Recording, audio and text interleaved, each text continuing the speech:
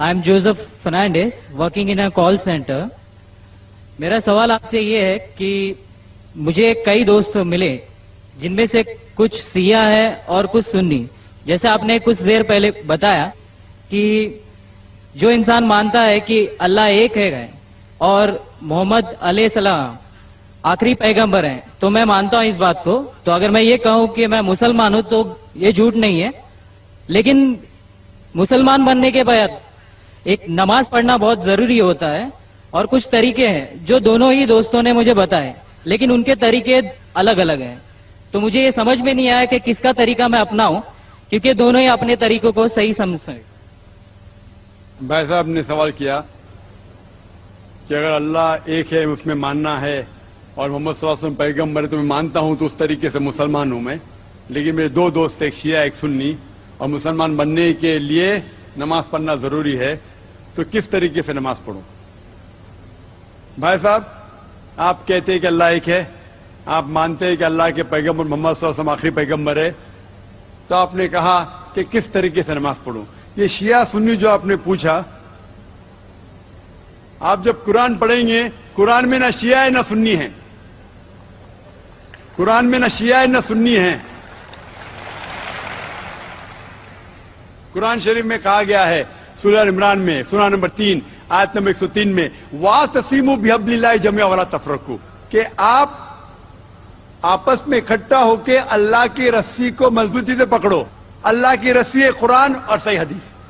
तो आप देखिए कुरान में क्या लिखा है और अल्लाह के रसूल के सही हदीस में क्या लिखा है.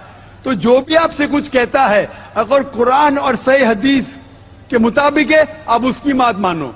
जो जाकिर कहता है वो भी कुछ अहम नहीं इस्लाम में. जाकिर इस्लाम में जीरो है. जो जाकिर कहता है वो बात मानना जरूरी नहीं. लेकिन जब मैं कुरान का हवाला दिया तो आपको कुरान की बात मानना फर्ज है. जब मैं सही हदीस का हवाला दिया तो आपको सही हदीस की बात मानना जरूरी है. तो इसीलिए कोई भी शख्स कुछ कहता है, अगर इख्तिलाफ है उसमें, तो फिर से रुजू हो जाओ कुरान और हदीस के पास. क्योंकि कुरान में लिखा है सूरह निसा में सूरह नंबर 4 आयत नंबर 59 में वर्स नंबर 59 में, अतिउल्लाह वाति रसूल, अल्लाह की इताअत करो, अल्लाह की बात मानो और अल्लाह के रसूल की बात मानो. और वो लोग those who have been charged with authority, जो उलुल अम्र है, वो लोग जो आपके अमीर है. लेकिन अगर इनमें इख्तिलाफ है, फिर से रुजू हो कुरान और हदीस के पास, अल्लाह और अल्लाह के रसूल के पास. तो अगर दो शख्स, दो आलिम, कोई भी अगर इख्तिलाफ है, आप फिर से मुड़ो अल्लाह और अल्लाह के रसूल के पास, कुरान और सही हदीस के पास. फिर देखो कि कौन सा दोस्त, कौन सा मुस्लिम, कौन सा आलिम, कौन सा मौलाना कुरान और सही हदीस के मुताबिक कह रहा है. आप समझे? तो इससे पता चलेगा कि क्या सही है. आप बोलते हैं कि नमाज पढ़ने के तरीके में इख्तिलाफ है. शुरू में कम से कम जो यकसा है वो तो शुरू करो. इख्तिलाफ वो थोड़ा है, नमाज के तरीके में इख्तिलाफ वो थोड़ा है, जो यकसा है वो तो शुरू करो. अगर आप मुसलमान बनना चाहते हैं तो इतना वक्त क्यों ले रहे? खाली नाम के मुसलमान होना जरूरी नहीं है, वो कोई फायदा नहीं. अमली तौर पे मानो कि अल्लाह एक है, उसकी इबादत करो और आखिरी रसूल मोहम्मद सल्लल्लाहु अलैहि वसल्लम पे ईमान लाओ.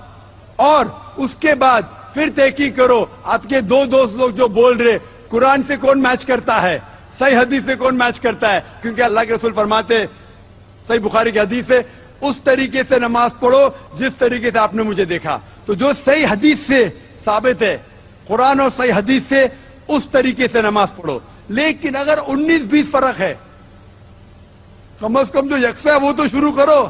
इख्तिलाफी बातों पे तहकीक करो, इंशाअल्लाह पता लग जाएगा आपको क्या सही है. तो इंशाअल्लाह अभी आप सिर्फ नाम के मुसलमान मत न हो, अमली तौर के ऊपर मानो कि अल्लाह एक है और अल्लाह के रसूल मोहम्मद सल्लल्लाहु अलैहि वसल्लम आखिरी पैगंबर है. Hope that answers the question. Thank you sir.